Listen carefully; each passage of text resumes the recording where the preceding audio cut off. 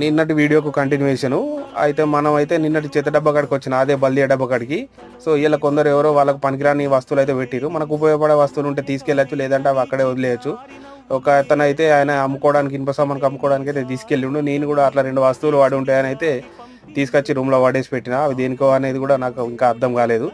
But విషయం ఏంటనంటే గల్ఫ్లో బల్దియాలో పనిచేసే వాళ్ళు గొప్ప వ్యక్తులు. వాళ్ళకు పని, వాళ్ళ స్మెల్, అవన్నీ పరిస్థితులను చూస్తే వాళ్ళని గ్రేట్ అని చాలా అంటే చాలా బాధ అవుతుంది వాళ్ళ పనిని చూసేసరికి. బట్ అదే వీసాలకు మాత్రం చాలా అంటే చాలా డిమాండ్ ఉంటుంది. అట్లనే 1,00,000 నుంచి 2 లక్షల దాకా కట్టొస్తారు, మన దేశం నుంచి అయినా వేరే దేశం నుంచి అయినా.